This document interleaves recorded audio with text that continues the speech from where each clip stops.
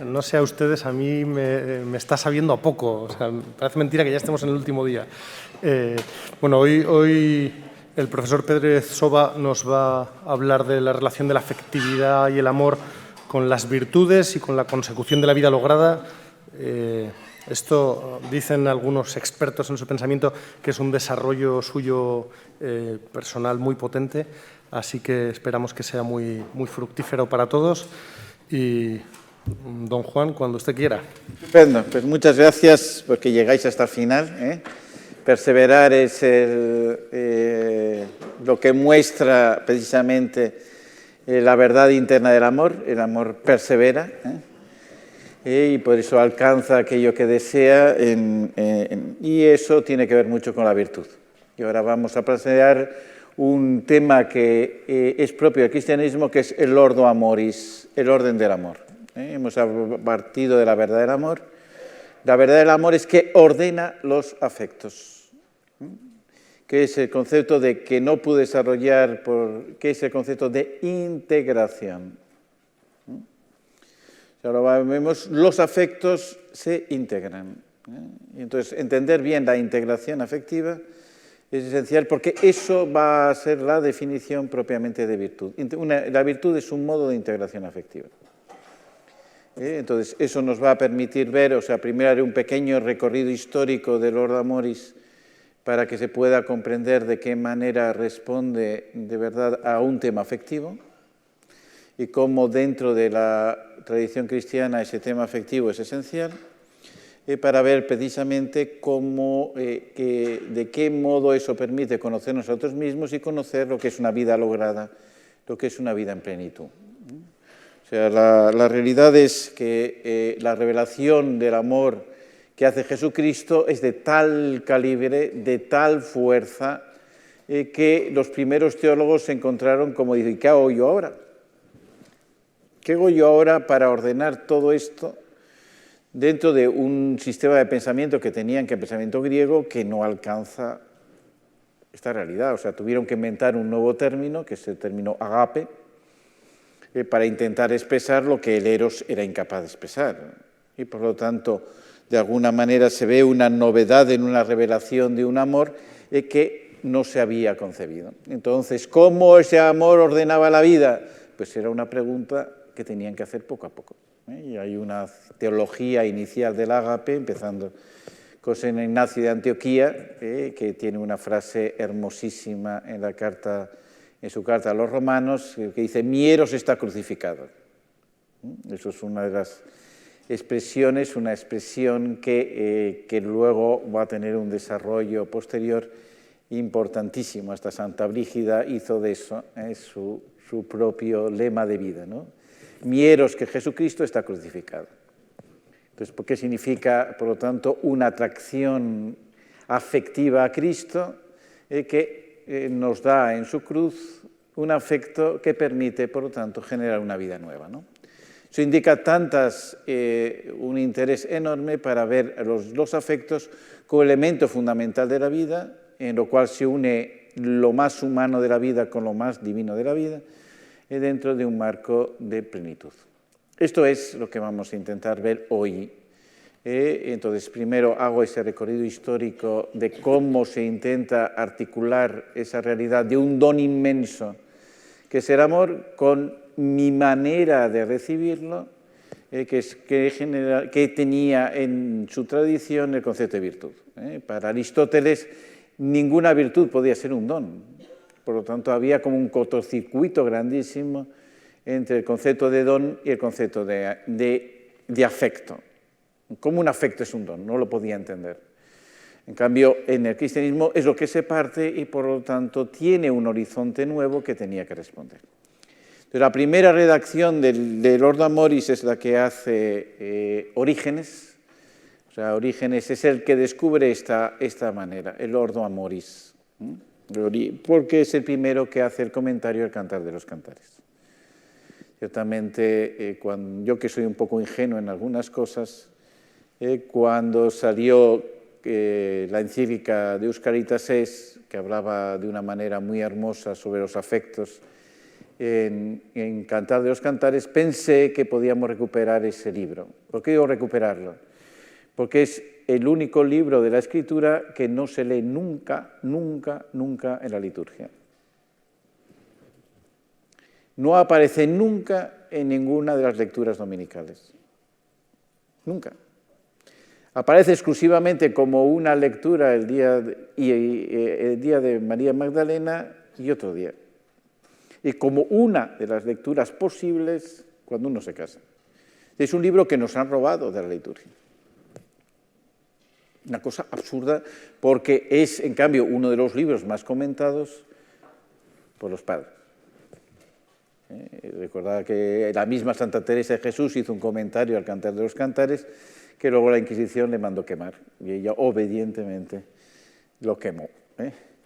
Pero, ¿por qué? Simplemente me parece un perjuicio actual de un puritanismo absoluto, de un miedo a los afectos. Y que no puedo entender ni puedo participar, por lo tanto quería decir, el Papa Benedicto tenía una idea muy grande y de iluminador, pero luego en cuestiones de tomar decisiones a veces no es, porque yo hubiera tomado la decisión, meter en la liturgia en tal domingo, Cantar de los Cantares que te crío y a los curas que aprendan un poco de eso, ¿no? Pero no fue así. Orígenes, en cambio, sí lo hizo. Entonces, coge uno de las expresiones del Cantar de los Cantares, me introdujiste en la celda del vino, para ver precisamente la celda binaria, ver a partir de ello, dice, ¿por qué me tienes que introducir allí? Dice, para ordenar el amor.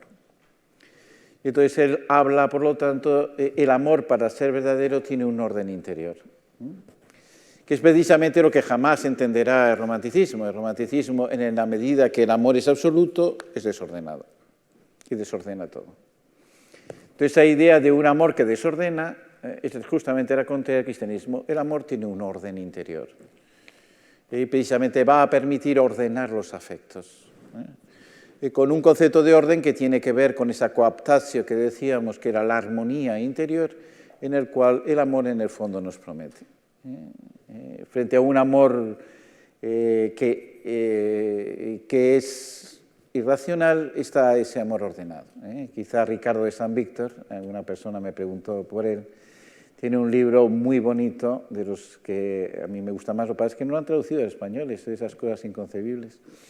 Pues se podía traducir aquí al español, Los 4 grados de la violenta caridad, que es precisamente ver cómo, primero, él toma a Jesucristo como un seductor, lo cual es una cosa muy bien, es decir, Jesucristo cómo nos enamora. Entonces, ver precisamente qué significa la seducción, que es introducirnos un afecto que va a apoderarse de nosotros. Y eso es realmente lo que el amor hace. Y eso que en principio parece un desorden, al final es el mayor de los órdenes. Entonces parece que el amor primero nos desordena todo, pero precisamente para introducir un nuevo orden en el que él sea el centro. Eso es, luego si hay un poco de tiempo me preguntáis por Ricardo de San Víctor, pero que porque habla de la violenta caridad, ¿por qué habla de la violenta caridad? O sea, primero él comienza a hablar, amor vulneratus sum, soy un amor que hiere. Habla del amor como una herida, y precisamente esa herida es la que permite Dios en mí para que Él sea todo. Y entonces, y luego inmediatamente habla de violenta caridad porque la primera experiencia del amor es que Dios me vence. Entonces dice, coge la frase de Jeremías, dice, tú me has seducido y yo me dejé seducir, ¿no? Hoy en el oficio de lectura se podía leer la parte de las confesiones, donde San Agustín narraba su propia confesión. Tarde te amé, ¿verdad? ¿Por qué esa expresión de tarde amamos a Dios? Porque parece que siempre hemos respondido tarde. Y no solo hemos respondido tarde porque nos hemos resistido. Entonces Dios nos ha vencido. Es lo que quiere decir Ricardo de San Víctor. Nos resistimos, pero nos vence. Ese sentido de un amor que nos vence es esencial para entender precisamente este orden de amor que vamos a ver. O sea, de qué manera hay un amor que nos vence y al cual tenemos que entregarnos porque nos ha vencido. Entonces, es aquí donde Orígenes plantea esta frase famosa del orden del amor, que es, claro, si hay un orden hay una medida. ¿Y cómo puede haber una medida en el amor si parece que la medida del amor es amar sin medida? Entonces, descubrir esa medida, la medida no es un cálculo, la medida fundamentalmente va a ser ese orden. Quiere decir, de qué manera detrás de un amor existe una dirección que me conduce en un camino. La medida tiene que ver más con un camino que con una simple cálculo. Y esto es lo que él va a hacer. Entonces, parte fundamentalmente de la relación entre amor a Dios y al prójimo, para indicar precisamente de qué modo en lo absoluto del amor se puede relacionar con lo que son un sistema relacional muy amplio. Entonces, plantearon muy claro, dice, es el orden del amor y su medida de este modo. En el amor de Dios no hay medida alguna, ningún modo, sino esta sola, la que le muestres todo el amor que puedas. En Cristo Jesús, porque lo que va a relacionar mucho todo el tema del amado y del amado de Cantar de los Cantares con la encarnación de Cristo. Cristo nos enseña a amar así. Cristo es el que ha asumido ese tipo de amor esponsal que hemos visto. Dios debe ser amado con todo el corazón, con toda el alma y todas las fuerzas. En eso no hay ninguna medida. Que indica algo así, o sea, que el amor, la experiencia absoluta que está en el amor, tenemos que creer en ella. Eso significa creer en el amor. La frase famosa, cuando Benedicto XVI hace Deus Caritas es, comienza a citar primera de Juan 4:18, no 4:8. Como hace siempre Juan, generalmente las afirmaciones importantes las repite varias veces, con sentidos distintos que luego hay que unir. Y entonces, si la primera, Dios es amor, lo hace así, Dios es amor, se nos ha aparecido el amor y hemos creído en él. Ese es el punto. Significa, sin medida, creer en el amor. Creer en el amor es, ciertamente, porque es un amor que presenta un valor absoluto en que no podemos mirar a otro. Y eso es un sentido de un amor incomparable. Por eso decía San Máximo el Confesor, que tiene también otro libro, El amor precioso. Tienes se llaman los capítulos de la caridad, que son 4 centurias, son 4 capítulos de 100 pensamientos. Es como un pensamiento para cada día. Es un tema muy monástico. Cada día tienes un pensamiento del amor que tiene que guiarte durante el día. Y tiene 400 pensamientos en ese libro de los capítulos de la caridad. Y en uno de ellos, yo creo que es el que termina la primera centuria, dice, después de haberlo buscado mucho, solo he encontrado un maestro del amor entre los cristianos porque tienen como maestro al mismo amor en persona, que es Jesucristo. Indica fundamentalmente cómo hay, en este orden del amor hay un maestro necesario que va a ordenar los demás. Y dice, en el amor al prójimo sí hay una medida, pues dice, amarás al prójimo como a ti mismo. Indica ahora mismo de qué modo la verdad del amor nos permite relacionar los amores. Habíamos visto los tipos de amores. El orden de amor va a decir precisamente de qué modo en esos amores hay un camino que permite construir una vida plena. O sea, sin el orden del amor no hay vida plena. Entonces, ¿qué pasa con el orden del amor? Como veis, en este orden de amor no es obedecer una ley, no se va a referir a normas, no es seguir, por lo tanto, un libro de instrucciones, sino es entender cómo respondemos un amor porque cuál es su verdad. Es una lógica distinta. Y por eso es importante, porque esa lógica sí que va a estar muy unida a lo que es la virtud. Y como hemos dicho, el ejemplo era de un artista, un gran tocador de piano, no le tienen que decir cuáles son las reglas para tocar las notas, sino realmente cuál es el sentido de la música, que es la que tiene que dar. Su interpretación no es simplemente seguir unas reglas determinadas, sino descubrir precisamente un espíritu que es el que el que hace suyo y el que manifiesta. Eso tiene que ver mucho con la lógica interna del amor. Y con este orden interior, por tanto, ese orden interior que permite dirigirlo a una plenitud. Entonces, ¿qué es esa medida de plenitud? Ciertamente, ese no tener medida es el que San Bernardo lo expresa en aquello que en ese libro de Sobre el amor, de Diligendi Deo, que recorría esas 4 cosas. De qué manera comenzaba con un amor egoísta, amo a mí mismo por mí mismo, para llegarme al final a amarme a mí mismo por Dios. Con lo cual no quitaba el amor a uno mismo, con esa inteligencia enormemente. Claro que tenemos que amarnos a nosotros mismos. Es una cosa absurda presentar al otro, pero tengo que llevarme a amarme a mí mismo como me ama Dios. Esta es la conversión más profunda, esta es la purificación más real, en el que y que esto sería el orden del amor ciertamente más perfecto. Pero entonces podemos ver un doble orden en el amor, que digo que tenemos que saber armonizar y que detrás de ello existe precisamente la inteligencia del amor, que es lo que vamos a tener que ver. Con las virtudes, ¿de qué manera? Las virtudes incluye una inteligencia amorosa que está detrás de ellas, ¿no? Entonces, vemos en el orden un doble referente. Primero, el bien que se comunica, que tiene su propia verdad. Aquí habéis venido porque yo os comunico un bien. Pues con bien de lo que yo podéis estudiar de los afectos y quiero que sea vuestro. Podéis venir aquí y yo empezaré a contaros chistes estupendos.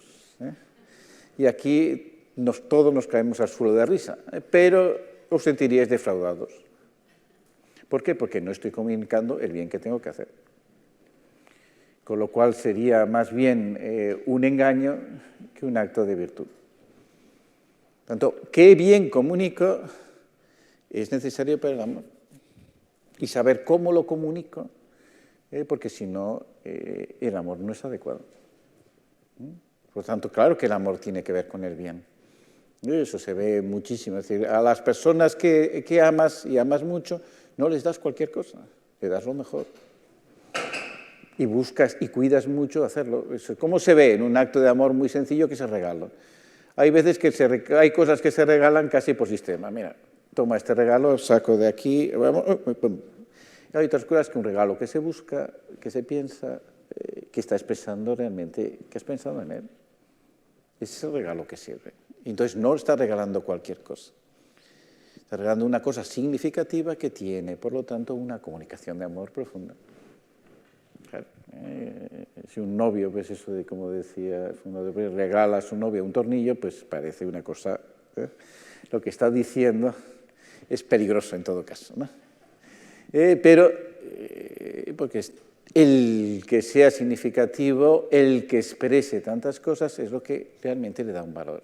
Por lo tanto, el amor tiene que ver con el bien. Y por eso hay un orden. ¿Queremos a todos el mismo bien? No. Y esto ya ordena los amores. Es decir, una mujer que amara al pobre de la esquina más que a su marido, el desorden es total.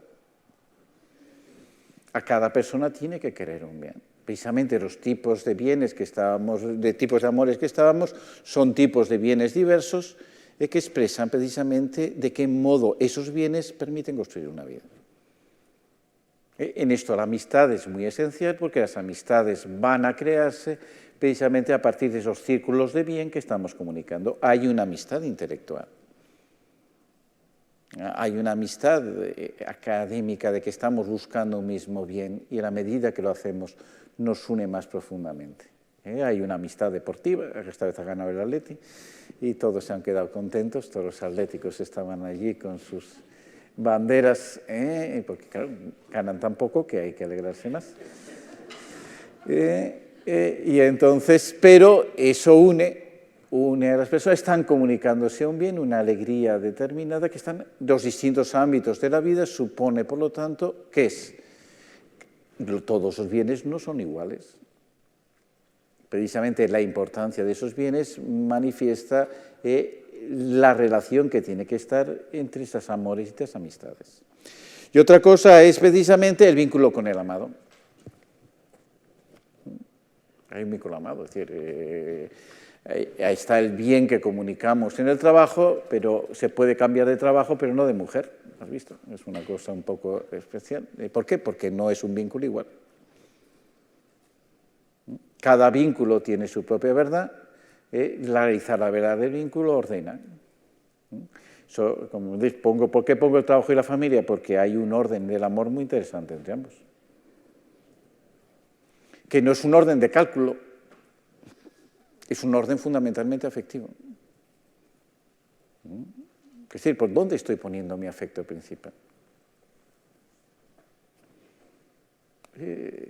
¿En qué bien estoy generando en cada una de estas relaciones? Solo si lo guardo con el orden adecuado, estoy haciéndolo bien. Y si no, ¿entendéis? La cantidad de desórdenes que viene detrás, uno está mucho más tiempo en el trabajo que en la familia, pues se encuentra a veces mucho más valorado en el trabajo que en la familia, todo esto supone ya un cierto desorden afectivo que puede dar lugar a cualquier cosa, ¿comprendes? Llego a mi casa y mi mujer me echa una bronca, llego a la oficina y mi secretaria dice, qué bien va usted hoy. No sé, son cosas afectivas que le vamos a hacer, no lo sé por qué. Supone vivir ese orden de los afectos, es necesario precisamente para tener una vida plena, si no, ya, ¿qué vas a tener? Una doble vida. Cuando no se realiza en orden del amor, actualmente con la fragmentación emotivista, la doble vida es totalmente relacionada. Precisamente lo que supera el emotivismo es el orden del amor. Porque ya no vives de emociones que siguen unas a otras, sino vives de un amor que indica un camino, que indica un hilo conductor. Entonces, para eso simplemente hago una pequeña salvedad. Es el emotivismo. ¿Qué tiene detrás el emotivismo? ¿Quién es el inventor? David Hume, no lo podemos olvidar, que es precisamente el que va a destrozar la idea de virtud. Entonces, para él, ¿qué dice? Tiene una frase terrorífica, porque David Hume era una persona, David Hume es posiblemente el primer pensador totalmente ateo que ha existido, que sabía disimular lo suficientemente, pero que lo era de verdad, ¿no? Y entonces, y le gustaba por eso escandalizar mucho, una cosa clara dentro de esa visión cada vez más puritana en que se movía, ¿no? Entonces dice, la razón, dice, es esclava de las pasiones. Dice, y no puede tener otro papel. ¿Qué dijo? En el fondo nos movemos por un tema meramente pasional y utilizamos una razón calculadora para llevar nuestras pasiones a su efecto. Y esto es como el hombre actúa. Entonces, ¿cuál es la identidad del hombre? No es más que la sucesión de afectos que tiene. O sea, en cada momento, digo, eso es importante porque es como se vive ahora la gente, ¿no? En cada afecto tú tienes en este momento una pasión y esto supondría el sujeto sub 1. Aquí tendrías la pasión sub 2 y este sería el sujeto sub 2. Aquí la pasión 3, sujeto. Esto parece una cosa desordenadísima. No dice, pero existe un hábito, una costumbre de ver la sucesión de estos afectos. Y esto sería lo que es la personalidad. Esto es Hume. No podemos entender toda la complicación del sistema kantiano ético si no entiende que está intentando responder a esto. Porque entiende que ¿qué hace? Pierde la unidad interior de la persona de manera absoluta. Y por eso el emotivismo al final dice, no, pues esto es cuando yo estoy en casa, esto es cuando estoy en el trabajo, esto es cuando estoy con los amigos. Y ya está. Y tengo 3 sujetos distintos y perfectamente desordenados. Entonces, precisamente el orden del amor. ¿Por qué surge el cristianismo? Porque en el fondo el cristianismo lo ponía, y eso es, o sea, todo esto aquí llevó a desordenar algo que todavía es un problema en el cristianismo entre el amor a Dios y amor al prójimo. Esto que desde siempre se ha visto como los dos amores que configuran la vida cristiana, en cambio, a partir de esto empezaron a presentarse como dialécticamente opuestos. Y si amas mucho a Dios, parece que amas menos al prójimo. Y en cambio, si amas mucho al prójimo, ¿para qué necesitas a Dios? Esto es lo que actualmente existe constantemente. Dice, no, yo amo mucho al prójimo, yo hago muchísimas cosas al prójimo. ¿Para qué tengo que amar a Dios? Si no lo veo por ninguna parte, si en cambio con el otro estoy muy contento. Claro, amor a Dios es un amor incomparable, pero claro, lo tomas de una manera intimista y parece que no aparece nadie más. Es un amor desordenado en los ambos casos. Precisamente no verlo desde el orden del amor y verlo simplemente desde los hechos exteriores, lo presentan como dialéctica. Esto ha sido un elemento terrorífico. Llegó a su máxima expresión justamente en el posconcilio con la teología de la muerte de Dios. ¿Qué era esto? Tenemos a un Dios que aliena al hombre, por lo tanto dediquémonos simplemente a obras de beneficencia exterior y con eso seremos cristianos. Entonces, esto es el ejemplo del desorden precisamente en el amor. ¿Qué es la manera que responde el cristianismo? Por favor, el amor es respuesta. El problema del desorden es cuando tú te tomas iniciativas, cuando respondes, la misma llamada al amor te va a ordenar. Entonces, claro, la idea está clara. ¿A qué amor respondes? ¿Cómo respondes al amor? ¿Quién te ama más? Es que no hay comparación ninguna. ¿Por qué tenemos que amar a Dios sobre todas las cosas? Porque nos ama como nadie nos ama. Porque descubrir cómo nos ama Dios es una cosa tan incomparable que no hay nada en el mundo, nada en el mundo que le pueda parecer un poco. Claro, porque el amor no está en lo que yo hago, primera de Juan, ¿no? No está en el amor en que yo ame a Dios, sino que Él me ha amado primero. Y claro, me ama con una inmediatez, me ama con un valor absoluto, me ama con una plenitud que solo en la medida que yo lo descubro sé quién soy yo. En esto no hay comparación. Claro que responder a este amor me va a llevar a amar al prójimo de una manera nueva. ¿Por qué? Porque tengo que ver toda la dinámica afectiva que se está abriendo. Entonces, en la medida que lo veo con una dinámica y no solo lo veo como una gestión de actos, claro, la división de estos dos amores resulta absurda. Pero en cambio es lo que estamos viviendo cada día. Y entonces vemos a muchísimas personas, y magníficamente intencionadas, que hacen muchas obras de amor al prójimo y no se acercan al amor de Dios de ningún modo. ¿Pero por qué? Porque están haciendo con un sentido de beneficencia y no como una respuesta de un amor que busca una plenitud. Esto es el ejemplo más claro del desorden afectivo que hay detrás. Entonces, lo que es importante, mientras este amor altruista lo mide por el bien exterior, el tema fundamentalmente del orden del amor es que es un amor de preferencia.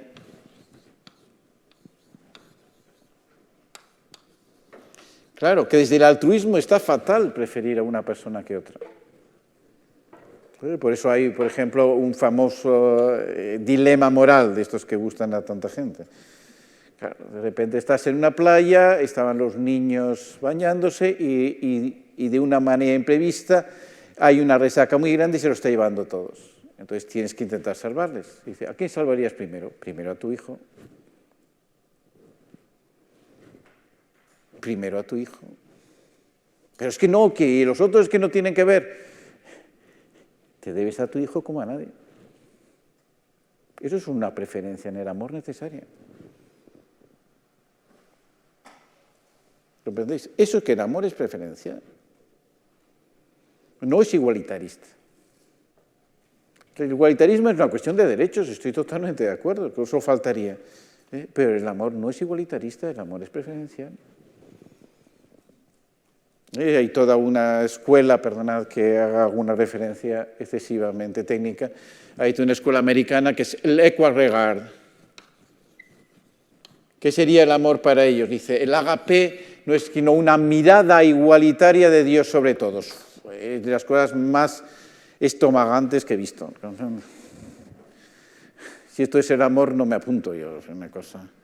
Es Utka, Yene Utka es el que hace todas estas cosas, es la expresión más grande del equal-regard, que es en el fondo convertir la mirada del amor en un sistema igualitarista de justicia. Eso no es el amor de Dios, ¿comprendes?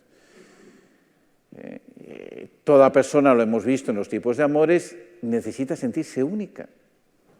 Y solo el amor le permite sentirse único. Y por eso es preferencial.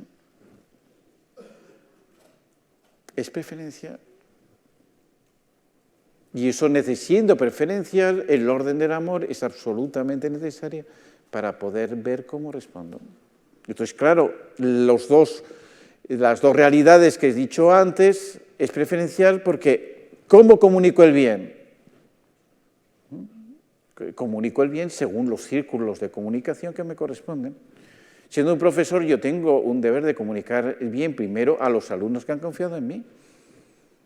Si yo me dedico más a otras cosas que a mis alumnos, hay un desorden en lo que estoy haciendo.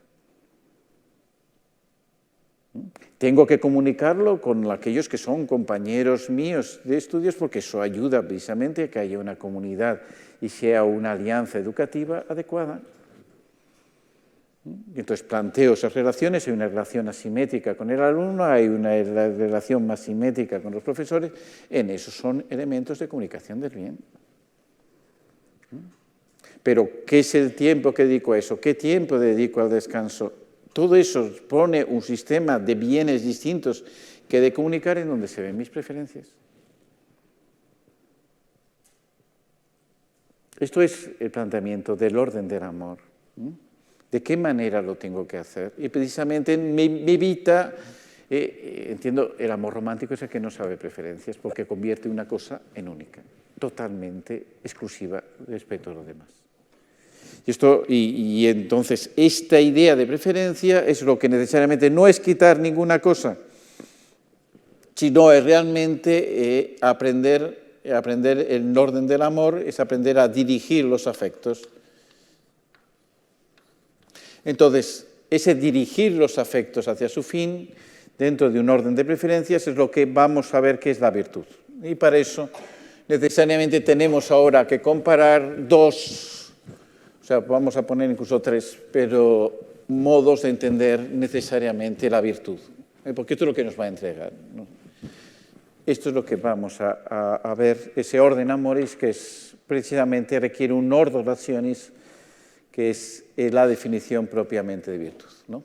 Entonces, dirigirlo, había un concepto de virtud propiamente que era el concepto de virtud estoico.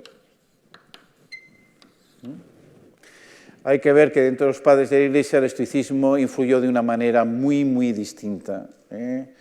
Algunos padres de la Iglesia llaman santo Epicteto prácticamente, porque veían en él una referencia importante, ¿no? Pero quien influye más en los latinos es Cicerón. Eso sobre Cicerón, sobre todo el De Officis ciceroniano, San Ambrosio lo copia casi de manera literal en su De Officis Ministrorum, ¿no? Entonces, ¿qué ocurre con el planteamiento estoico? El planteamiento estoico, ante todo, ese orden es un orden solo racional, que se tiene que imponer al afecto. La razón percibe un orden, tiene que meter al afecto en ese orden. Eso sería la virtud. Este es el concepto estoico que existe. ¿Qué problema hay en este concepto estoico para los cristianos? Que introducir allí el amor de Dios es muy difícil. Ciertamente, meter directamente el amor de Dios en una cuadrícula precedente les resultaba excesivamente duro. No podía obedecer en esto. El asombro ante el amor de Dios, lo incomparable del amor de Dios, lo que me hace es que se me saltan todas las cuadrículas. Y por lo tanto, este concepto estoico, aunque para ellos tiene un valor, y hay todo un estoicismo en los padres de la Iglesia, y eso no voy a pasar a cada uno porque tiene muchísimos matices, evidentemente, pero que San Agustín no sigue eso. San Agustín no es tan ciceroniano, aunque fue leyendo el Hortensia, como se enamoró de la verdad. Pero es distinto. Entonces, San Agustín, ¿qué es lo que ve? Ve la iniciativa del amor de Dios, del amor, y por lo tanto él tiene esa frase famosísima de ver el amor. Ahora lo vamos a poner 3 frases fundamentales para entender bien a San Agustín. Entonces, primero, ¿qué es? Lo que va a entender, ¿cuál es el orden de los afectos? La vida feliz. La virtud nos conduce a la vida feliz. Nada se puede afirmar como virtud si no es el amor sumo de Dios. Pero se dice la virtud cuatripartita, se dice en cuanto lo entiendo, del variado afecto del mismo amor. Como veis, es un sistema afectivo. Él, para poder entender la virtud, no la entiende sino desde los afectos y por eso no la entiende estoicamente. No es una razón que se imponga a los afectos, sino es encontrar en el afecto una razón que conduce hasta su fin. Esto de San Agustín está muy claro. Y por eso un fin que es felicidad, que no puede haber una felicidad sin afectos. Y por lo tanto, este es el marco que él establece. Entonces, una vez que establece, ha aparecido un fin que es unirme a mi amado para siempre, ¿cómo llego a ese fin mediante unos actos? Ordenando mi vida adecuadamente según los afectos. Y esto es lo que serían las 4 virtudes. Él recibe de San Ambrosio todo el esquema de las 4 virtudes que para San Ambrosio tiene una interpretación más estoica. San Ambrosio interpretaba las 4 bienaventuranzas de San Lucas como las 4 virtudes, virtudes cardinales, porque San Lucas solo tiene 4 bienaventuranzas. Por lo tanto, relación virtud, felicidad aparecía clara a partir de 4 caminos que eran las 4 virtudes que manifestaban en el fondo un sistema afectivo. Es decir, la virtud de la templanza tiene que ver con el afecto concupiscible, la virtud de la fortaleza con el afecto irascible, la justicia con el afecto racional y la prudencia con el conocimiento afectivo. Había un sistema, por lo tanto, general de los afectos a partir de las distintas maneras de integrarlos respecto de la acción. Creo que era una cosa suficientemente clara para poder tener un valor de orden y de orden interior. Pero ¿cómo ordena la virtud? ¿Qué significa ese orden de la virtud? Es lo que había que aclarar. Entonces, en el segundo, es lo que... no hay nadie que no ame, pero esto es lo primero, ¿no? Esto es después, pero bueno, esto lo obteníamos así. Esto es la manera de entender que, como dijimos, que el amor está presente en todos y nos lleva a elegir adecuadamente en San Agustín, ¿no? Entonces, este orden lo que lleva es lo que pongo 1 Corintios 13 posteriormente, que antes no la expliqué, simplemente es para ver un poquito cómo esto expresa un orden del amor clarísimo.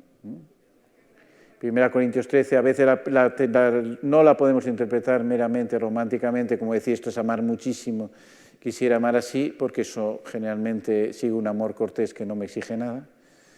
Y por eso me preguntaban cómo es posible que todo el mundo la elige y luego nadie la viva. Pues estaba claro, porque se ve como un ideal, ¿no? Mientras, en cambio, San Pablo la presenta como un camino. Os voy a presentar un camino mejor. 1 Corintios 13 es un camino, y por eso hay que dar pasos. No es una impresión, es un camino. Entonces, ¿qué empieza? Empieza diciendo lo que no es el amor. Que significa, el amor no está en ninguna obra exterior. Esto es lo que en 1 Corintios dice, no hay ningún acto que por sí mismo sea amor. Pues el amor no es producir nada. El amor va a estar en algo en que no es el objeto directamente de ninguna acción. Entonces, ¿qué es? ¿Dónde está? El amor es comprensivo. Comprender no es ningún acto, pero lo es todo. ¿Qué significa comprender? Comprender realmente es descubrir un vínculo afectivo que permite dirigir una acción. Y por tanto, si ningún acto es comprender, comprender permite todos los actos. El amor es comprensivo, el amor es servicial. Precisamente sabiendo comprender podemos servir, ¿no?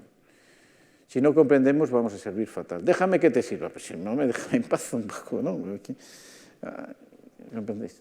Y precisamente llega después a la purificación, que vuelve a ser, por tanto, negativo. Comprender significa abrir a un mundo interior donde la recepción del afecto primero y la dirección del afecto primero es esencial y que por eso tiene que purificarse. No busca lo suyo, no se alegra con la injusticia, sino con la verdad, ¿no? Primero, una pequeña aclaración de que dice, no busca lo suyo. Esto es lo que está diciendo Tajidain, lo suyo. Se traduce a veces fatal, dice, el amor es desinteresado. No dice desinteresado, ¿dónde está el desinterés? Dice lo suyo. ¿Qué significa que no busca lo suyo? No busca lo suyo del amor, no que no busquemos lo nuestro. ¿Por qué el amor no busca lo suyo? Porque no se quiere manifestar el amor, quiere manifestar al amado. Eso es lo que es propio del amor. Eso no tiene que ver con el desinterés. ¿Cuál es el interés del amor? Unirme al amado. Eso no puedo dejar de tener un interés. El amor, claro que es interesado. Eso puede ser una traducción pésima de 1 Corintios 13 que es inaguantable. ¿Comprendéis? El amor es interesado. Claro que es interesadísimo, por favor. Claro que me interesa el amado como nadie. Claro que quiero unirme a él de todas las maneras posibles. Eso es amar. Claro que a partir de él lo que le interesa al amado me interesa a mí. Y esos intereses comunes harán crecer y me prometerán una vida plena. ¿Cómo va a ser desintereses? Eso de ahí viene el amor puro, que es un desorden en el amor terrible. Un desorden en el amor, ¿no? Entonces, precisamente a partir de eso llega a esa purificación y al final, ¿qué dice? Espera sin límites, cree sin límites, el amor no pasa nunca. Es llegar a la fuente del amor como un amor eterno. Es decir, buscas en el afecto, descubres el afecto como lo que tiene que ordenar los actos, purificas en el afecto cuál está su fuente y descubres que la fuente del amor es un amor eterno. Este es el orden interior que 1 Corintios 13 trae y que San Agustín entendió muy bien. Entonces, a partir de eso, pues estaba la otra cosa de la virtud, precisamente, nada, ahí, como resumo bien, exactamente, ¿qué es esto? Las cuatro, cómo él presenta el orden de amoris respecto a las cuatro virtudes. Nada, y por eso, amar a Dios con todo el corazón, con toda el alma, con todas las fuerzas, comprendéis, sigue el sistema originiano de manera, y dice, ¿qué es? Dice, preserva la corrupción y la impureza del amor, lo propio de la templanza. Lo que le hace invencible a todas las incomodidades, lo propio de la fortaleza. Lo que le hace renunciar a todo vasallaje, lo propio de la justicia. Y finalmente, lo que hace estar siempre en guardia para discernir las cosas y no dejarse engañar subrepticiamente por la mentira y la falacia, lo que es propio de la prudencia. Entonces, él plantea el orden afectivo como propiamente el orden de la virtud.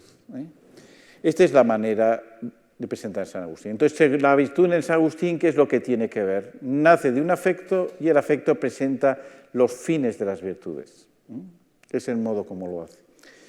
Al fin y al cabo, ¿qué significa? Primero, que la virtud para San Agustín tiene esas tres características, que permite hacer las cosas con rapidez, las permite hacer con facilidad y las permite hacer con gozo. ¿Por qué digo esto? Porque, en cambio, generalmente hay todo un lenguaje de la virtud, que la virtud consiste en fastidiarse todo lo que puedes. Y que esto no es agustiniano para nada, ¿comprendes? Una cosa, cuando te cuesta más, cuando te fastidia muchísimo, eso es virtuosísimo. ¿Cómo va a ser eso la virtud? ¿Entendéis? Esto sí que es un concepto estoico de virtud. Pero eso no es la virtud. Que hay que fastidiarse para llegar a ser la virtud, sí, pero indica que todavía no es suficientemente virtuoso, y que las disposiciones no son adecuadas para conseguir lo que realmente están. Nada, es que Jesucristo no iba a la cruz alegre y no. Eso es otra cosa muy distinta, ¿comprendes? Ahora veremos lo que significa el don de sí y veremos lo que significa, por lo tanto, el amor en el último momento y con un valor de sacrificio. Pero eso no tiene que ver con la integración afectiva directamente. Tiene que ver con otra cosa que es el don de sí. Entonces, ¿qué manera la virtud se relaciona con el don de sí? Es lo que necesariamente aclararemos de manera posterior. Pero hay una virtud que en este ámbito académico es muy fácil mostrar, que es para Santo Tomás es esencial, que es la virtud de la estudiosidad. Que él precisamente la compara respecto de un vicio. ¿Y cuál es el vicio? La curiosidad. Y dice, ambas nacen de un mismo deseo, el deseo es común de ambos. ¿Cuál es? El deseo de saber. El deseo de saber es algo que tiene todo hombre, ¿no? Un niño que hace preguntar por qué 50 veces al minuto, porque tiene deseo de saber. Ese deseo de saber que es natural es el que hay que encauzar. ¿Qué es la autoestudiosidad? No deseo de saber cualquier cosa, sino de saber lo mejor. Y para eso tengo que quitar de mi atención determinadas cosas que me desvían de mi intención fundamental. En cambio, ¿qué es la curiosidad? Cualquier cosa me llama la atención, se fragmenta el saber de una manera y al final sé 1000 cosas porque no sé ninguna. ¿Cuál es el ejemplo más claro de curiosidad? Wikipedia. Que me presenta 50 links y con cada uno me meto, me dice un trocito pequeñito de cada uno y con eso no he aprendido. He aprendido 50 datos, 100 datos, 1000 datos y nada. La informática, ¿qué ha hecho? Que haya tesis doctorales con más páginas, con muchísimas más notas y mucho menos pensamiento. Es una cosa terrorífica, pero es la pura verdad. O sea, a la gente acumula datos, montones, sin conexión interior, sin un pensamiento de fondo que permita precisamente que el orden interior. ¿Qué es esto? Una cosa no virtuosa, curiosidad. Siempre entre la curiosidad y la estudiosidad es la mariposa y la abeja, ¿no? Está claro, el ejemplo está claro. La mariposa va de flor en flor y como si no hubiera pasado ninguna, ¿comprendes? En cambio, la abejita, y no solo permite, las abejas son tan importantes porque con ellas polinizan muchísimo más los árboles y la ausencia de abejas en algunos casos pues es un desastre ecológico. La ausencia de mariposas me parece que no. Aunque sean más bonitas, evidentemente. Por lo tanto, ciertamente el desorden afectivo es mariposear, ¿comprendes? Mientras el orden de los afectos sería abejear. Aquí tenéis el palio de abejeras, que siempre es un signo de laboriosidad afectiva. Pues bien, entonces, este es el tomo que esa virtud es más pronto, más fácil, más gozosa. Y entonces, en el fondo, él ve en ello la raíz de la caridad, que es esa famosísima frase, no se distinguen los hechos de los hombres, sino por su raíz de caridad. Ama y haz lo que quieres. Esto siempre, por favor, y que cuando escribía, sí que lo voy a hacer esto, cuando escriba el libro de los afectos, que si Dios me da vida y fuerzas lo escribiré, habrá un capítulo que son los pufos del amor, ¿comprendes? Es decir, frases sobre el amor que están perfectamente equivocadas y que se transmiten equivocadamente y que lo hace es que la gente se equivoque, ¿comprendes? Y esta es una de ellas. Y entonces en latín dice ama et quod vix fac. Entonces, ¿cómo se traduce? Equivocadísimamente. Ama y haz lo que quieras. ¿Qué es lo que dice? ¿Vis? ¿Vis en qué está? Está en indicativo, no está en subjuntivo. No es lo que quieras, sino lo que quieres. Lo que dice Agustín, haz lo que quieres. ¿Qué dice? El amor es efectivo. El orden del amor es, a partir de un amor, llevarlo a efecto. No que justifique nada el amor. El amor no justifica nada. Yo amo y puedo hacer cualquier cosa. No, haz aquello que amas. Esto es un pufo del amor terrible. No entiendo, como el pobre San Agustín salía de su tumba y diría, estos ilatinistas no se han entendido de nada. Se removerían los huesos. Y dice, no quise jamás decir eso en estas cosas. ¿Cuál es otro pufo del amor que no me invito a hacerlo? San Juan de la Cruz, en la cual dice, a la tarde me examinarán del amor. En Dichos de Luz y Amor, ¿no? ¿Qué dice? De repente ha surgido una cosa y pone a la tarde de la vida, que no está en el original. Hemos metido un pufo enorme. ¿Qué dice a la tarde? Cada día examínate del amor. Y además hay la segunda frase, no se pone nunca, y dice, por eso, ama como Dios quiere que ames.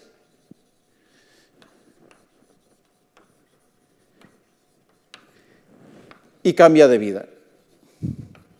Claro, es la frase totalmente distinta. La gente dice, me examinarán al final del amor, tengo aprobado el examen. Y te dice, examínate cada día y hay que aprobar.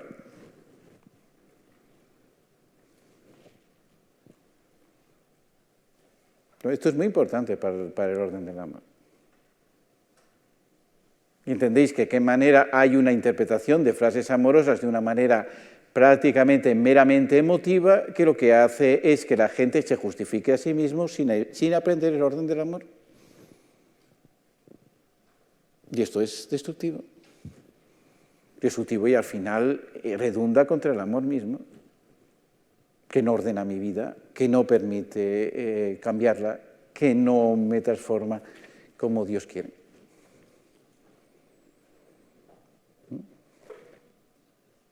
Creo que es. Entonces vamos a Santo Tomás, que es la virtud del bien implica la virtud. Vamos allí. Entonces tengo que hacer muchísimo en poquísimo tiempo y entonces simplemente ahora, ¿qué significa, qué hace Santo Tomás respecto del amor? Santo Tomás lo que va a desarrollar, ha aprendido la virtud de Aristóteles y se ha dado cuenta de lo que es la racionalidad práctica.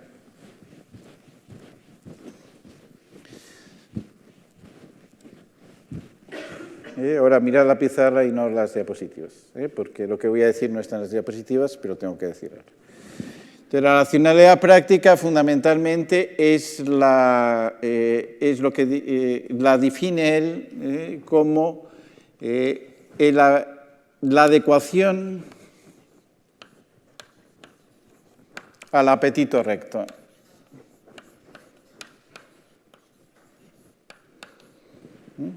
Adecuación al apetito. Por lo tanto, es distinto de una verdad intelectual. Dice, la verdad intelectual es la adecuación a la cosa. La acción no es una cosa.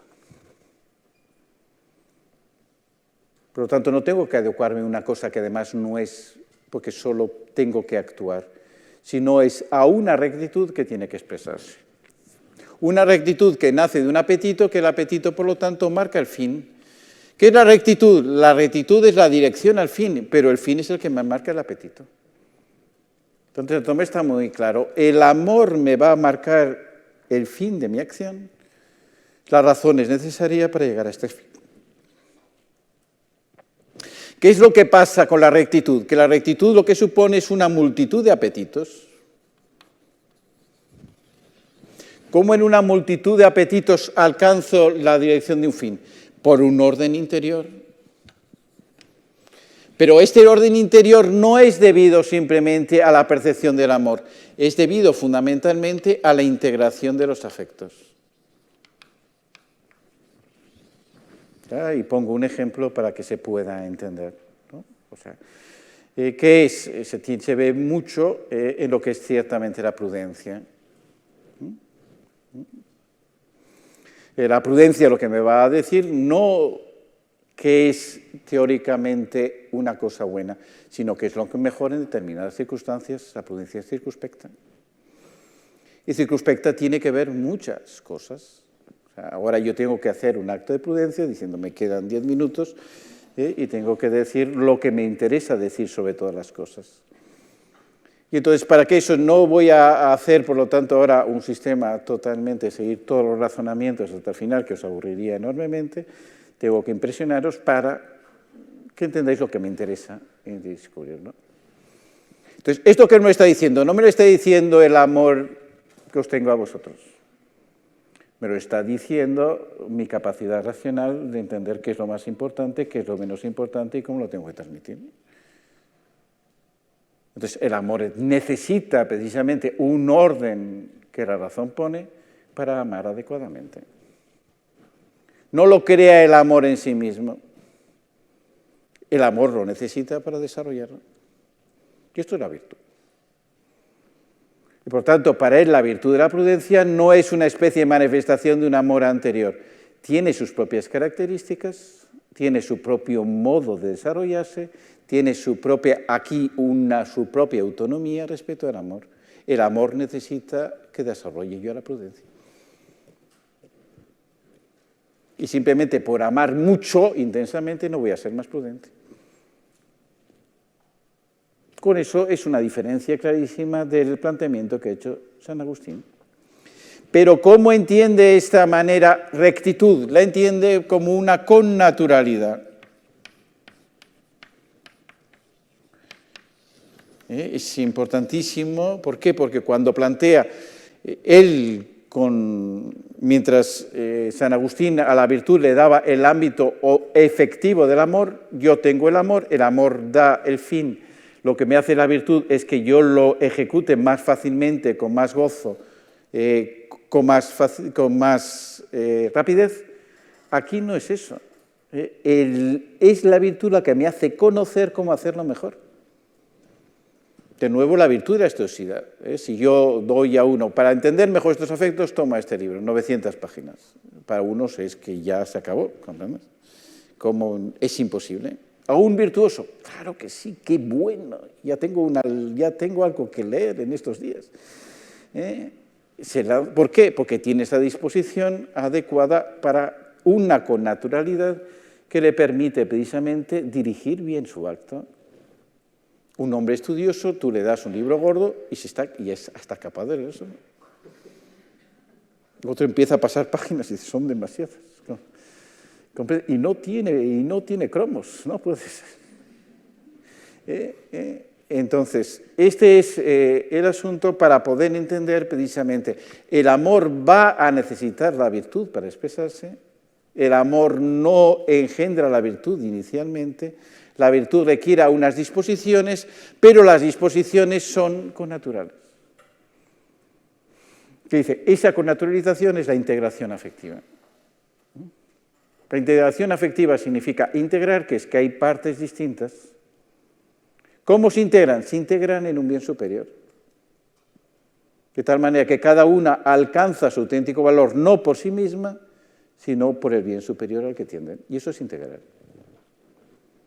Entonces, la integración de los afectos hay un amor superior, ahí sí que tenéis a Jesucristo, que mi amado, mi eros está crucificado, en el que se integran, por tanto, los afectos para poderlo realizar.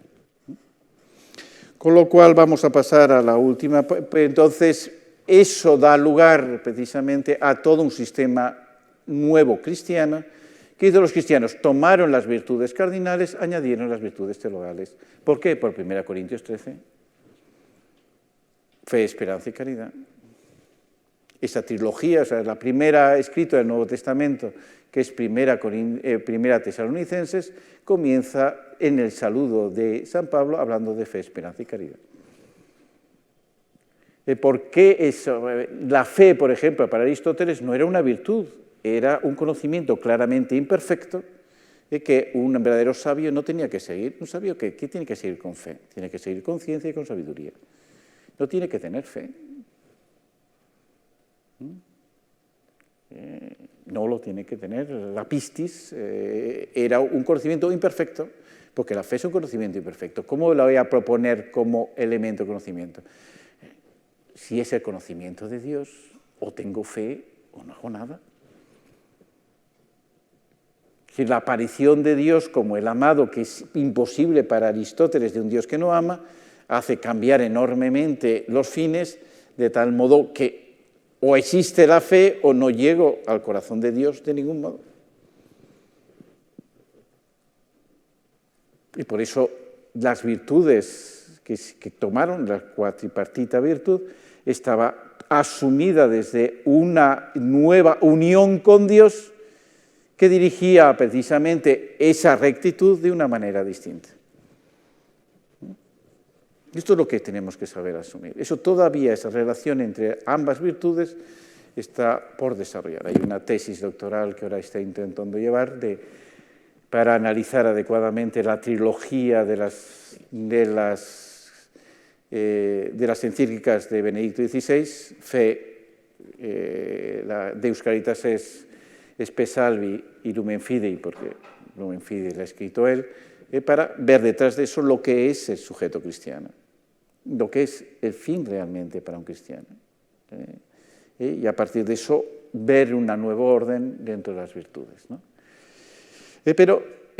Entonces, esas virtudes que se presentan precisamente a partir de ese corazón de Cristo que está lleno de afectos, ¿qué indica? Santo Tomás habla justamente de Romanos 13:12, cuando habla de distintas virtudes, y dice, son las armas de la luz.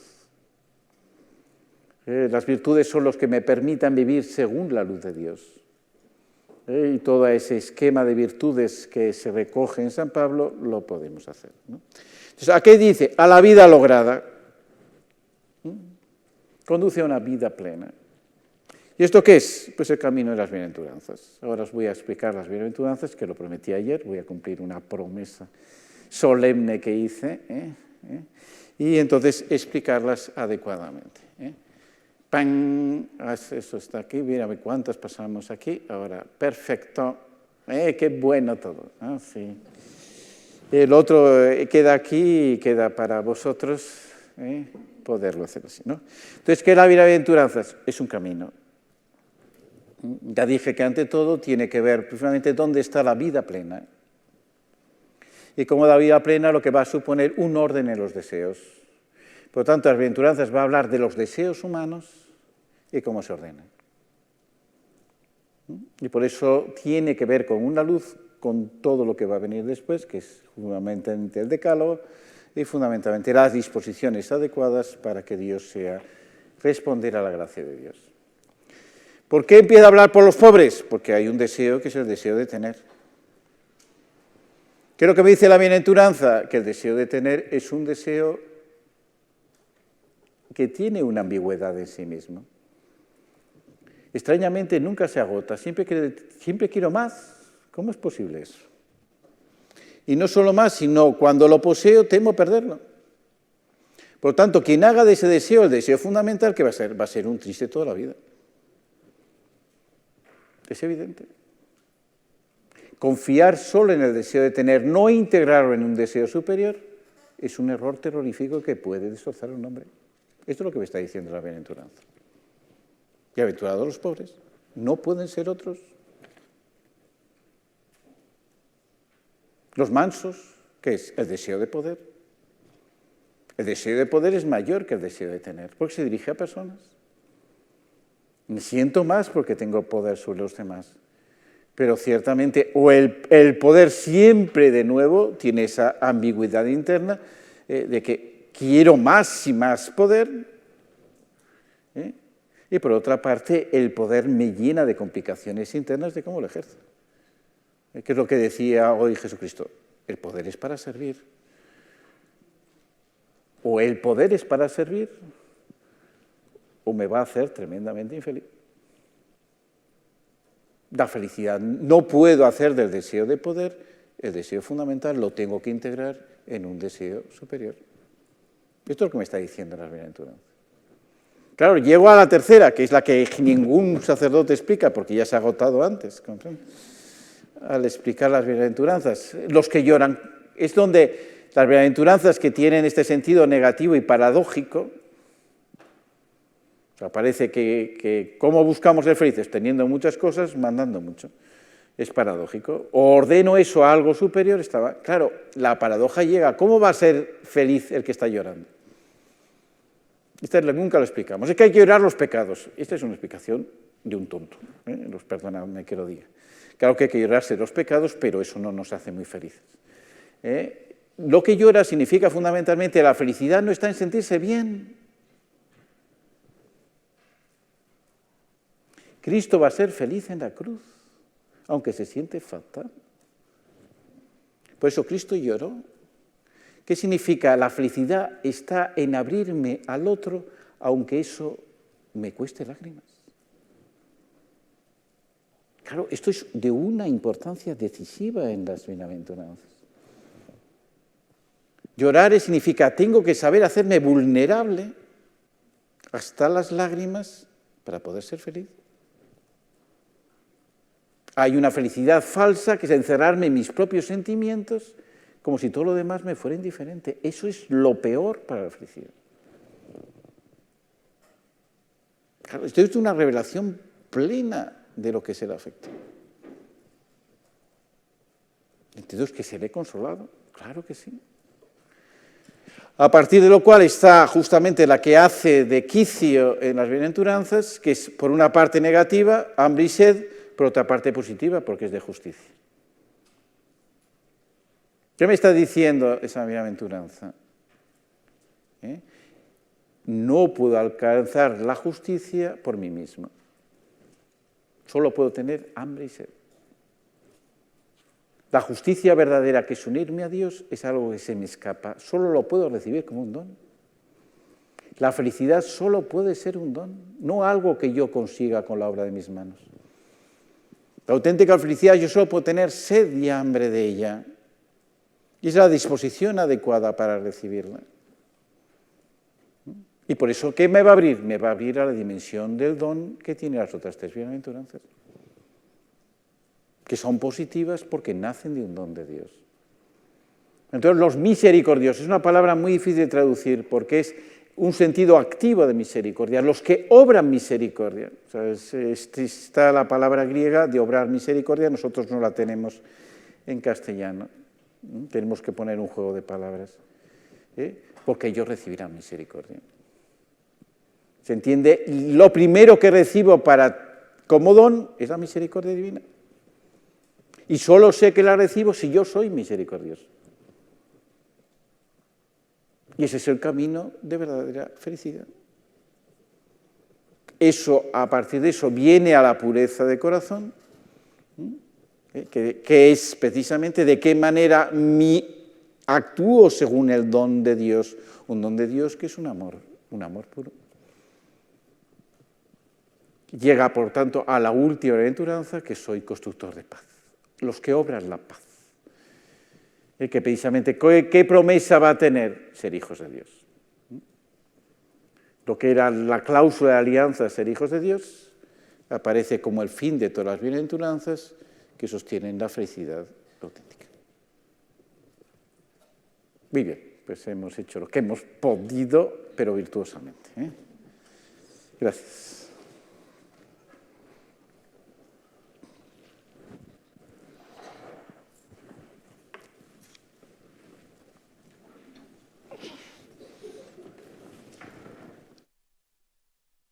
Pues muchas gracias, don Juan. No sé si hay alguna pregunta en la sala para comenzar.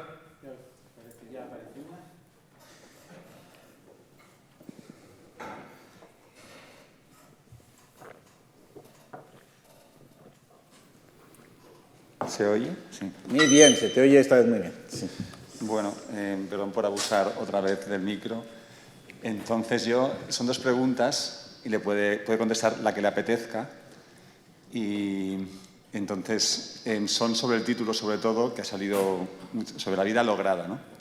Una tiene relación con el primer día, que salió el voluntarismo, y me quedé un poco con las ganas de preguntarlo, porque en el libro este de Sin que él sepa cómo, y por lo que hemos visto ahora de cómo integrar los afectos, hace falta... Nadie se arrepiente de tener una voluntad muy fuerte. Cuanta más voluntad, más capacidad de amar y, por tanto... Y entonces, ese no es el problema, ¿no? Y entonces lo pongo con 2 ejemplos.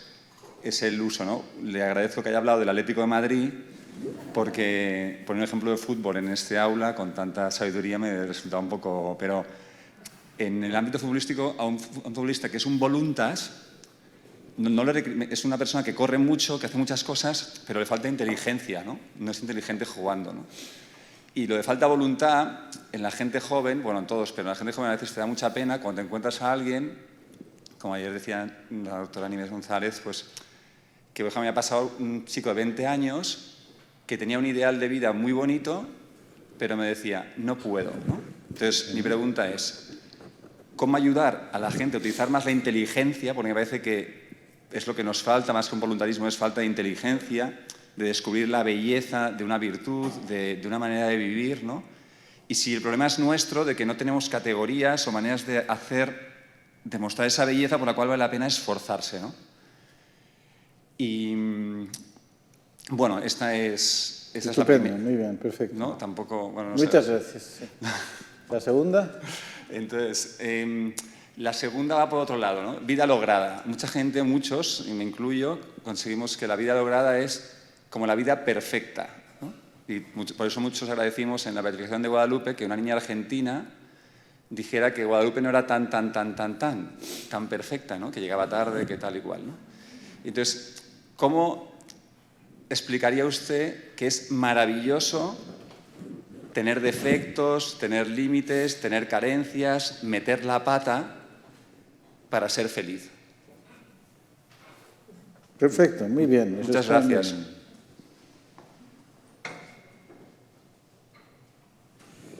Bueno, a ver, si no tienes ahí preguntas capciosas también. ¿Hay alguna que podría...? Bueno, estupendo, encajar si un poco? pon más, porque así salimos. Pregunta María Asunción Ron. ¿Cómo ayudar a personas buenas, entregadas a Dios, que llevan muchos años rezando, pero no están contentas y te dicen que no se saben queridas por Dios? Es decir, no entran en contacto con Él. Perfecto. Con estas 3... bueno, sí, perfecto, hacemos estas 3. Entonces voy a empezar por la última, porque que elimina esta vez las demás. O sea, que el tema, porque es una expresión clara de voluntarismo. Yo hago las cosas bien y me siento triste. ¿Qué pasa? Esa es la pregunta fundamental. No consiste en hacer las cosas bien, que es la respuesta a la perfección. ¿Qué es lo perfecto? Santo Tomás, por muchos motivos, tiene un libro precioso que es de Perfectione Vitae Spiritualis, ¿no? La perfección de la vida espiritual, en el cual dice, ¿qué es la perfección? Él se plantea en un ámbito en que los consejos evangélicos estaban puestos en cuestión, y dice, la perfección no está en los consejos, está en la caridad. ¿Qué es lo perfecto? Lo perfecto no es la cosa que hago, sino el amor con que lo hago, que es lo que San Agustín ya vio. Y eso es lo que 1 Corintios 13 dice, ya puedo yo hablar lengua de los ángeles, ya puedo hacer las cosas perfectas. Si no tengo caridad, de nada me sirve. Si no tengo caridad, voy a estar muy triste. La perfección es, por lo tanto, necesariamente el amor con que lo hago, que tiene que ser perfecto. Ahí tiene que ser perfecto. ¿Qué es lo que indica? Que necesariamente no lo es ahora, y tengo que asumir que no lo es. No puedo dejar de desear que lo sea. ¿Qué es lo que voy a intentar? Que crezca. Que crezca. Que sea un camino de crecimiento. Entonces, en primer lugar, me libera. ¿Me libera qué hacer? Yo creo que también Chesterton tenía un ejemplo claro que ponía el ama de casa. Dice, el ama de casa tiene una labor muy ingrata porque no es especialista de nada y tiene que estar atenta a todo. La consecuencia es que no llega a casi nada, pero en cambio consigue que todo esté adecuado. Y esa es su tarea. Y eso es su perfección. Su perfección es gestionar muchas cosas imperfectas para que lo perfecto permanezca. Esto es la sabiduría adecuada de una vida lograda. Y esto tiene que ver enormemente con eso. Lo perfecto, ciertamente, es el amor que ponemos la caridad que están, que es, ¿cómo es perfecto? Como lo hemos dicho, respondemos al amor de Dios. ¿Qué hay que hacer? Simplemente examen de conciencia. ¿Cómo he respondido hoy al amor de Dios? ¿Dónde he visto el amor de Dios hoy? Hoy, ¿dónde he podido saber que Dios me ama? Yo siempre pongo un examen de conciencia a los maridos. No sé por qué, tengo cierta preferencia por las mujeres. Es así. Entonces, los maridos que tienen que examinarse todos los días, todos, no hay, sin discusión. Es decir, es qué detalle he tenido con mi mujer. Porque si no se lo preguntan, no lo han tenido. Y en cambio, si se lo preguntan, descubrirán además que su mujer ha tenido muchos detalles con él cada día. Y que encima no se lo ha agradecido. Y esto tiene que ver mucho con la perfección. Sí, con la perfección significa que tiene que ver, es decir, con lo primero, de qué manera es más importante que el amor sea inteligente que el amor sea fuerte. Totalmente de acuerdo. Lo primero del amor es que sea inteligente. Lo primero del amor es que sea sensible. Lo primero del amor es que realmente sepa descubrir dónde está lo perfecto, dónde está lo exceso. Y eso la fortaleza por sí mismo no lo ve. El amor tiene que ser fuerte, tiene que ser muy fuerte, porque el amor pasará muchos obstáculos y el amor necesariamente tiene que vencer el mal. Y eso sin fortaleza es imposible. Claro que el amor tiene que ser fuerte, pero como entendiendo que es la fortaleza. La fortaleza tiene dos actos, que es resistir, que es atacar los peligros y resistir el mal. La fortaleza auténtica es resistir el mal, más que atacar los peligros. Por eso las mujeres son más fuertes que los hombres, porque resisten mejor. Y eso tiene que ver mucho con la fortaleza del amor, clarísimamente. Y eso se ve con Pedro y María. Pedro se consideraba fuerte, aunque todos te abandonen, aquí estoy yo. No sabía cómo amaba, no se conocía. Claro que lo dijo con toda sinceridad, pero por otra parte lo dijo precisamente no sabiendo dónde estaba la fuente del amor en que sostenerse. María no dijo nada, pero estuvo junto a la cruz. María sí realizó eso y por eso el acto mayor de amor, como venía en eso, es el martirio. El martirio, que es hay algo muy importante, por ejemplo, dentro de la misma tradición, de tal manera que ya en San Policarpo se recuerda, en el martirio de San Policarpo se recuerda, de qué manera la Iglesia no quería mártires voluntarios, porque eran al final los que renegaban. Los que se creían muy fuertes y digo, yo me entrego al martirio porque voy a resistir, los que en el momento del martirio lo ponían. ¿Por qué? Porque no veían la raíz de su fortaleza. Que está en una fidelidad, no está en que voy a manifestar lo bueno que soy. Entonces, ¿eso qué quiere decir? Que claro que el amor es esforzado, pero la perfección no está en el esfuerzo que pongo, sino en el esfuerzo manifiesta una unión muy profunda, que es donde está la perfección. La perfección está en la unión, no en el esfuerzo. Y claro que me tengo que esforzar, claro que me tengo que cansar, y claro que tengo que servir con esfuerzo, pero no está la perfección en el esfuerzo. Y eso es muy importante para ver, claro que tengo que ver la perfección, pero si la perfección está en la unión, entiendo que tengo muchas imperfecciones. Y no me asusto por ellas, ¿por qué? Porque respondo al amado. Entonces distingo perfectamente lo que son límites. Cristo tiene límites, tenía sed. No es una imperfección tener sed, es un límite. Tanto distingo los límites, que necesariamente teniendo sed voy a manifestar una perfección. De lo que es una imperfección, de que no respondo adecuadamente, en la medida que aprendo, es un camino de perfección. De lo que son realmente carencias, no solo hay límites, sino hay cosas que habitualmente son límites en mí y que tengo que saber conocerlas interiormente para no pactar con ellas y tener. De luego también equivocaciones que tengo que sacar la pata. Si la meto, la saco. No la dejo metida. y el amor no me hace, no me justifica que la deje metida. No, la tengo que sacar. Y eso es todo un camino adecuado, pero que creo que el centro es eso. No es algo perfecto porque haya quedado monísimo, sino realmente porque está en un camino de amor que le da un sentido pleno, una vida lograda. Entonces creo que he podido responder a las tres. Y ahora, a ver, Daniel Granada, que va a hablar, hombre virtuoso. Tienes que buscar una allí, para que quedes registrado para siempre.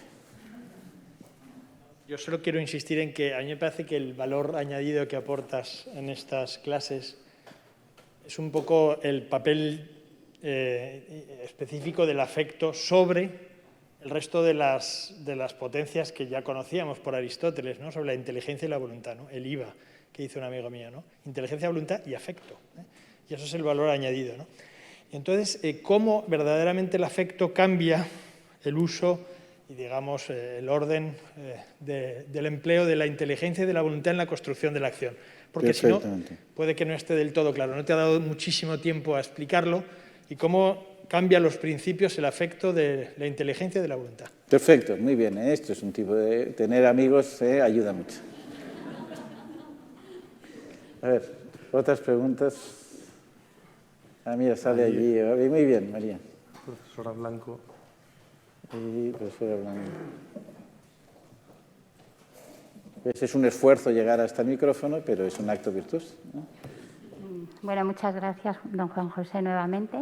Le quería preguntar, porque aquí me parece que nos movemos en distintos planos, el ontológico y el psicológico. Yo pensaba en una cosa muy sencilla, que es la diferencia que hay entre saberse hijo de Dios y sentirse hijo de Dios. Eso a veces se nos escapa de las manos. Y luego se está hablando de la perfección en el amor, que realmente, ¿verdad?, es un anhelo, me parece, de toda criatura. Pero ahí también hay muchas cosas que se nos escapan. Ayer, no sé, hablábamos o apuntábamos el tema de las heridas y la purificación. Es decir, un amor perfecto no puede ser tal sin esa purificación en el amor. Perfecto. Pero eso no es obra propia. Entonces, no sé si lo podría explicar. Muy bien, muchas gracias. Con gente tan buena, ¿verdad? Uno puede decir algo hasta bueno. Entonces, esta vez con estas dos yo creo que tienen sustancia suficiente para responderlas. Luego ya pasamos a los fuera. Entonces, la primera creo que es un tema por sí mismo muy amplio, pero que se pueden dar las claves primeras. Primero, el afecto no lo podemos considerar una potencia separada, porque no lo es. Por lo tanto, esa trilogía inteligencia, voluntad, afecto no me parece adecuada. Soy claramente contrario a eso. El afecto me parece una dimensión del amor, que por lo tanto se mueve necesariamente en el ámbito de la voluntad en la medida que busca su propia verdad. Entonces sí que tiene que ver con la construcción del acto humano, como una dimensión necesaria. Y por eso, el voluntarismo, ¿qué es? No es decir que la voluntad sea todo, sino una voluntad malentendida. Es una voluntad incomprendida, es una voluntad cuyo acto es la elección y no cuyo acto es responder a un amor. Lo propio de la voluntad es responder al amor de Dios. El concepto de voluntad propiamente cristiano no lo tiene Aristóteles, porque el concepto de voluntad cristiano es el de la célesis y no de la búlesis. La célesis no aparece en Aristóteles jamás. Por lo tanto, para Aristóteles no existe una potencia espiritual volitiva, sino solo existe una potencia espiritual que es intelectiva, que tiene que ordenar una orexis sensitiva. Eso es la estructura aristotélica. Estoy absolutamente convencido de eso. Y si alguien me intenta demostrarlo de mi manera, podemos discutir. Pero entonces, esa máxima del confesor, en el que justamente para entender la voluntad de Cristo, de qué manera la voluntad de Cristo era impecable, porque era el asunto fundamental, inventa el concepto de voluntad. Entonces, toma un concepto de voluntad amoroso, no electivo. ¿Por qué? Porque se basa en el huerto de los olivos. No se haga mi voluntad sino la tuya. Entonces dice, ¿cómo vas a decir que no tiene por qué? Para ser impecable, estaban precisamente los que tenían un influjo monofisita, decían, solo tiene una voluntad la del Padre. ¿Cómo va a decir que solo tiene una voluntad la divina si está expresando una voluntad humana en el huerto de los olivos? Claro que Cristo tiene una voluntad humana, pero que esa voluntad humana, ¿qué responde? Responde al Padre, responde precisamente al afecto fundamental cuando siente un afecto terrible como es el temor. Y por eso no quiere morir, y eso es un afecto natural, es hombre y por eso no quiere morir. Y por otra parte, elige el afecto fundamental, que es la unión con el Padre, de tal manera que no hay la menor imperfección en ese acto. A partir de ese análisis es donde procede nuestro concepto de voluntad. Pero es un concepto de voluntad en alianza, es un concepto de voluntad en respuesta amorosa. Lo propio del acto de voluntad es responder a un amor, no elegir cosas. Y el voluntarismo es convertir una voluntad autorreferencial que quiere por sí misma sin ver a quién responde. Y eso es el voluntarismo. Es una voluntad mal entendida. Claro que hay que tener una voluntad y una voluntad fuerte, pero fundamentalmente una voluntad fiel. La fidelidad es anterior en la voluntad que la fortaleza. El voluntarismo, en cambio, por todas las razones, lo primero va a ser la fortaleza, porque tiene que afirmarse a sí mismo en coherencia sobre todas las cosas. Mientras en el otro uno puede ser incoherente, como se ha expresado muchas veces, en un camino de fidelidad que vaya haciéndole crecer. Y creo que esto explica. Entonces, el afecto lo que indica fundamentalmente en nuestros actos que hay un aspecto pasivo inicial de recibir un amor sin el cual no podemos actuar. Y que esto es muy necesario cuidar, es muy necesario entender, es muy necesario darle todo un cauce, porque si no, lo vamos vaciando. En un ambiente emotivista como es el nuestro, que induce a afectos muy intensos, generalmente coproduce un vacío interior afectivo muy grande. Por la fragmentación, por el intimismo, por la falta de perspectiva, por el buscar el propio afecto, que es lo que dice al final. ¿Qué es? O sea, yo creo que, primero, la gracia es afectiva. He conseguido, una de mis últimas tesis doctoral que he dirigido es continuación de la de Dani Granada, que es fundamentalmente una reformulación del axioma la caridad es forma de las virtudes. Entonces yo no se había hecho una tesis doctoral sobre eso desde el año, creo que el año 52. Para indicar cómo las virtudes se habían perdido de un estudio auténtico de eso, y por eso se había hecho esa Falanga en Estados Unidos, es el último que había hecho una virtud sobre la caridad forma de las virtudes. Entonces, claro, se había desarrollado muchísimo el concepto de virtud, aplicando el nuevo concepto de virtud de nuevo a ese tema que podía salir, ¿no? Lo ha hecho un sacerdote que se llama Vladimir, no Lenin, pero Vladimir, de Santo Domingo, muy bueno. Entonces, uno de los temas fundamentales es que ha hecho un exégesis de la cuestión 27 de la De Veritate, que es la cuestión sobre la gracia, que verdaderamente es impresionante, ¿no? O sea, ¿por qué? Porque, ¿qué significa la gracia? Porque para ser hijos de Dios, la gracia significa, la expresa Santo Tomás, sobre todo a partir de la complacencia. Dice, tener gracia tiene dos sentidos: dar gratis o ser grato. La gracia santificante y la gracia actual. Es decir, ¿cuál es lo más importante? Ser grato. Yo doy algo a alguien gratis porque me es grato. Por lo tanto, o hay un ser grato anterior, o el dar gratis no es lo fundamental. Por lo tanto, unir gracia con dar gratis es un error grave. Y si no, hay un sentido de gratuidad como dar gratis que no tiene sentido si no hay una unión anterior, que no es gratis. Y por lo tanto, lo fundamental de la gracia es ser grato. El ejemplo que se pone siempre es Esther ante Asuero. Esther tiene el momento dificilísimo de que si quien se presenta ante Asuero sin su voluntad puede ser condenado a muerte, y por eso se pone guapísima. Y se presenta ante Asuero y dice, fue grata ante Asuero. Se complace en ella. Eso es ¿Qué significa para nosotros? Dios nos mira y descubre a su Hijo en nosotros. Eso es la gracia. Y eso es el fundamento. Eso no es sentir algo, pero es un fundamento afectivo que te permite reconocerte a ti mismo. Tienes que ver la mirada de Dios sobre ti. Este es mi Hijo, mi amado, en que tengo mis complacencias. Eso es la gracia. Y eso sí que fundamenta una espiritualidad. Por lo tanto, la espiritualidad no se basa en gestionar mociones, sino se basa, ante todo, en responder a esa complacencia divina que me hace hijo. Y eso es la perfección. Ese es el camino de perfección.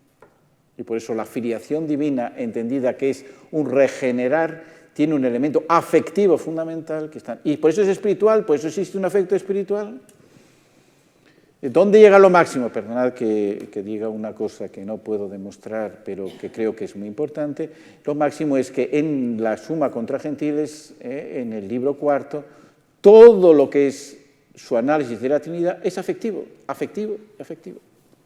O sea, ¿cómo muestra Santo Tomás la procesión del Espíritu Santo? Cómo el amante está en el amado. Que es la dinámica afectiva básica. Por eso está aplicando a lo más espiritual posible la dinámica afectiva. Y eso lo demuestra después con el Espíritu Santo, el capítulo 22 y 24, del 22 al 24 de la Suma contra Gentiles, del libro cuarto de los Gentiles, es absolutamente impresionante cómo el Espíritu Santo obra en nosotros de modo afectivo. Por lo tanto, sin los afectos es incomprensible la espiritualidad. Es incomprensible vivir como hijo de Dios. A ver, preguntas. Ahora les damos una oportunidad a los... Muy bien, pues hay varias preguntas. Bueno, todas las preguntas y todos los mensajes empiezan agradeciéndole Son gente muy buena, su claridad. Entonces, hay varias preguntas que se pueden resumir en una, que tiene que ver con la preferencia en el amor y el amor de Dios hacia cada uno de nosotros y cómo puede ser preferente el amor de Dios hacia cada uno, y que también enlaza de alguna manera con una pregunta acerca de el amor preferencial por los pobres. Perfecto. Y luego una pregunta que creo que viene muy a propósito en este foro en el que estamos, que es cómo rescatar la estudiosidad en nuestra cultura. Bien, esto es una cosa estupenda. Yendo a la Universidad de Navarra. Bueno, vamos a entonces. La primera es, primero, el aspecto preferencial. Manifiesto a partir de lo que he dicho antes de la gracia dos elementos de lo que es preferencial. ¿Qué significa? ¿A quién quiere Dios sobre todo? A su Hijo. ¿Cómo nos quiere a nosotros? En Cristo. La preferencia absoluta por su Hijo es una preferencia en la cual cada uno de nosotros está implicado. ¿Cómo tengo que quererme yo? En Cristo.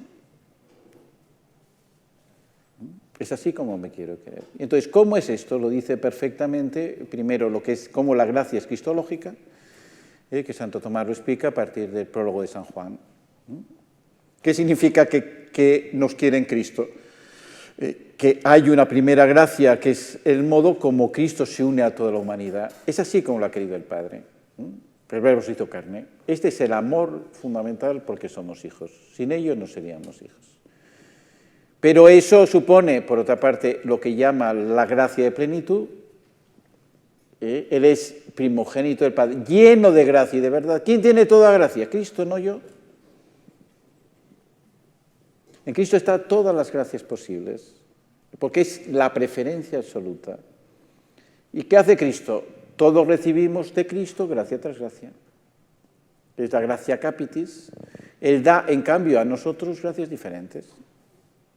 ¿Cómo podemos tener toda gracia? Unidos a Cristo en la Iglesia, en que las gracias se reparten de manera muy distinta. ¿Cuál es el ejemplo más claro? Hay una gracia del celibato, una gracia del matrimonio, ambas son gracias. ¿Quién tiene ambas juntas? María. Cristo.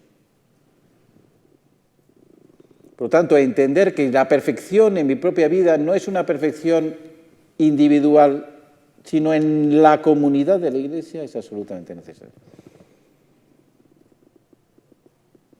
Lo dice de Spe Salvi es así, diciendo la salvación no es una salvación individual, es una salvación personal, siempre en una comunidad que es la que se une a Cristo.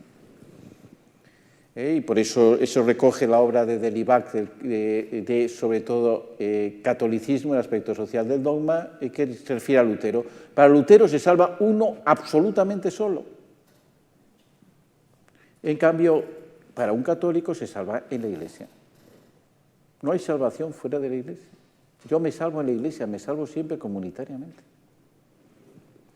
Y esto es esencial para entender precisamente esa preferencia. La preferencia absoluta del Padre sobre su Hijo me hace preferirme a mí en mi propio carisma, en mi propio don. Es ahí donde yo tengo que verlo, por lo tanto, hay una preferencia cristológica, hay una preferencia eclesial con un sentido esponsal, en la cual se entiende mi vocación al amor específica en que soy amado de manera única. Y esto es donde se expresa el orden del amor como un orden preferencial. Y por eso da lugar a una espiritualidad eclesiológica y neumatológica fundamental. Entonces, ¿dónde se entra ahí el amor preferencial por los pobres? Significa que dentro del orden del amor que se establece hay un amor por los necesitados. El que es más necesitado requiere, por lo tanto, una atención de cuidado especial, que hay que darlo. ¿Es el amor más grande el de los pobres? No. El amor a los pobres generalmente es un amor a un elemento exterior como es el tener. La Iglesia, si se dedica exclusivamente a los pobres en un amor de tener, olvida que tiene corazón. Eso no llena el corazón, porque no toca lo más íntimo del hombre. Lo más íntimo del hombre no es el tener nunca. Por eso la bienaventuranza de los pobres, ¿por qué son bienaventurados los pobres? Si tú atiendes a un pobre es para que deje de serlo. La bienaventuranza de los pobres es para que lo seamos siempre. Entonces, vencer esa contradicción significa, claro que hay que ayudar al más necesitado para que la necesidad no sea contraria a su dignidad y para que se encuentre suficientemente querido en una dignidad. Pero no puede ser el amor primero. Es preferencial porque en caso de necesidad, el necesitado tiene una preferencia sobre otro. Que si yo voy a ayudar a alguien, ayudo a la persona coja a que camine mejor. Ayudo al ciego para que pueda atravesar la calle. Pero eso no es el amor más grande. Es ciertamente un amor sensible que sabe descubrir en la necesidad una llamada como el buen samaritano. Pero por eso la Iglesia no se puede centrar solo en esa preferencia, sería infiel a sí misma. Entonces, manteniendo clarísimamente la preferencia por el más necesitado, porque lo indica dentro de un orden del amor en que la necesidad material no es lo más importante.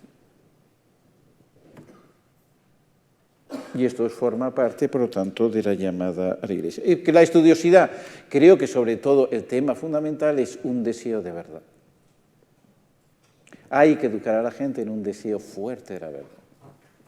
Vivimos en un mundo de la posverdad, que creo que es tremendo en esas cosas. ¿Qué es la posverdad?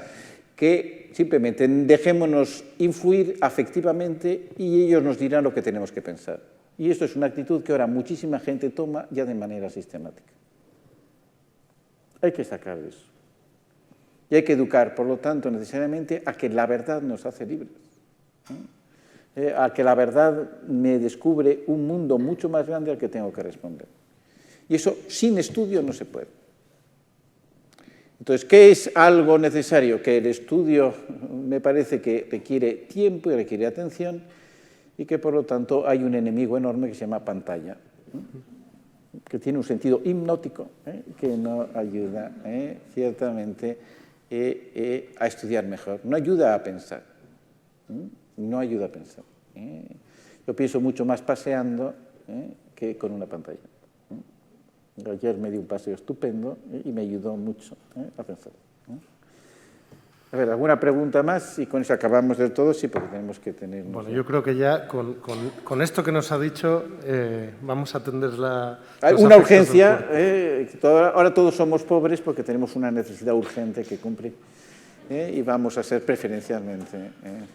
Estupendo. Muy bien, pues a las 12:20 nos volvemos a reunir. Muchísimas gracias.